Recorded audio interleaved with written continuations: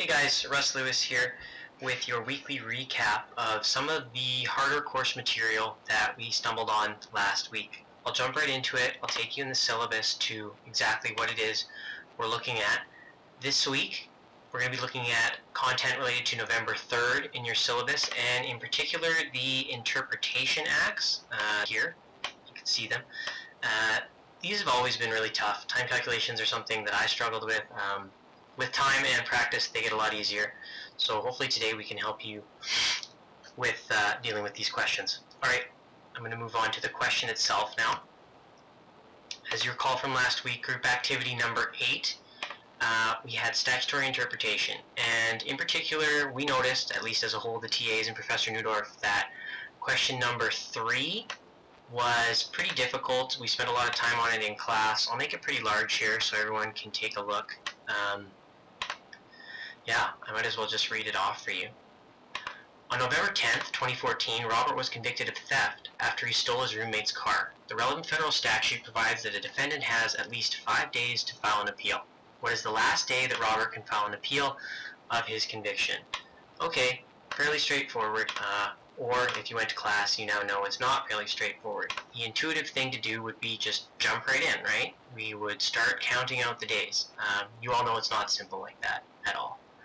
So the course content itself and the slides in particular that are really important for everyone to take a look at and become really fluent and familiar with from November 3rd are slides number 4, 5, 6, and 7. That's just for this particular question. Of course, all the rest of the slides matter quite a bit, but again, for question number 3, we really want to take a look at these slides. So just take a moment, re-familiarize yourself with all the content on these slides. So holidays, the differences between clear days and not clear days, and how you deal with clear days, which is what the case is for question number 3 that we're looking at today. Okay. The TAs and Professor Neudorf have come up with a 3-step process for you to use when you're answering these questions, and if you do use this 3-step process, which is actually a series of questions again, you will come up with an exam quality answer. Again, totally at your discretion as to whether you want to use it or not, but we hope you enjoy it, and we hope you can actually use it really well. Just follow along here. I'm about to post it with text, and yeah, get a pen out or your notes out, whatever, and just write these questions down, and then you can follow along a little bit better with this tutorial.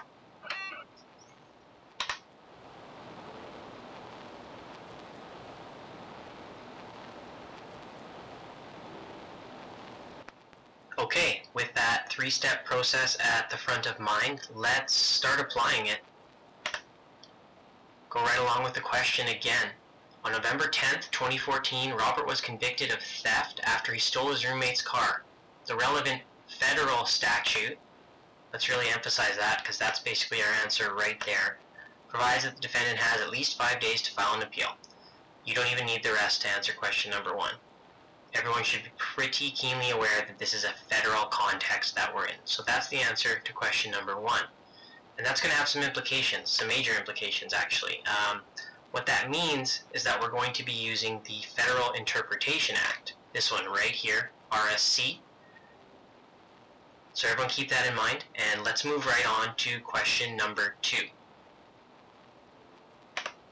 Is this a clear days or not clear days scenario? Something to think about. It's pretty clear, I think, to everyone, no pun intended. Let's look at slides 5, which tells us that there's difference between clear days and not clear days. And let's look at slide 6, which shows us what a clear day looks like, which can include at least. And then let's look at slide 7, which is going to show us what it means when we come across a clear day scenario. Finally, we'll take a look at the question itself. Don't think I need to spell this out, but just in case, here we have at least that shows up. So that's a signal word, and that should trigger all kinds of alarm bells in your head that goes, okay, this is a clear day scenario. So as I just alluded to before, when you come across a clear day scenario, you're going to need to look at section 27.1 of the Federal Interpretation Act. Let's go look at that right now.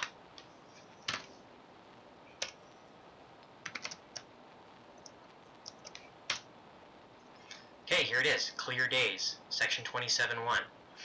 I could read this out. It's a little bit cryptic, a little bit tough to read, a little bit tough to understand. What Professor Neudorf has done is made this really accessible and easy and concise to read. And what it reads is, when you have a clear day scenario, you exclude the days on which the events, so the first event and the second event, happen from your time calculation. There's a good example right down here, and we're also going to apply this section 27.1 to the question itself.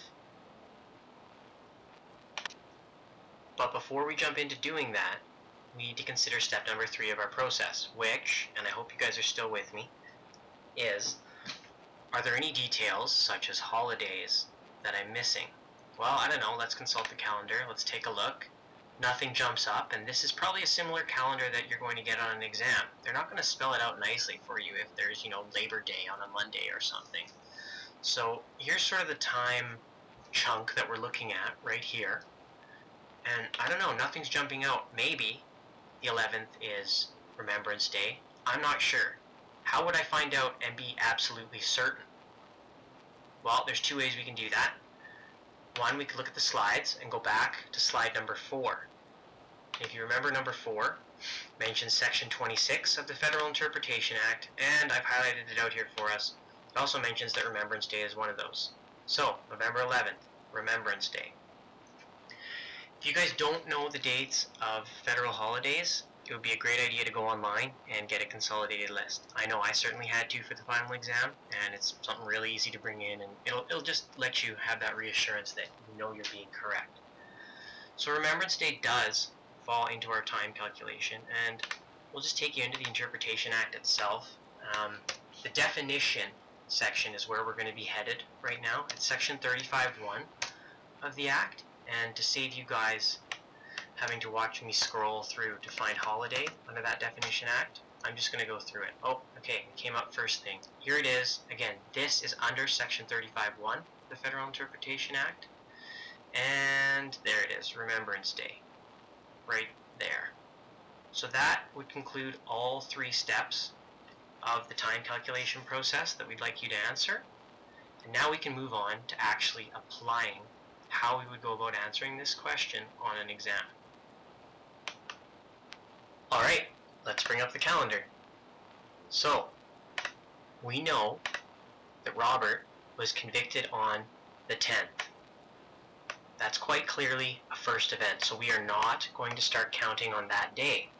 And we're going to move on to the 11th, which, while being a holiday, we know, as per slide number 4, is something we can start counting our days out. And if you recall, the days which we can count out are 5.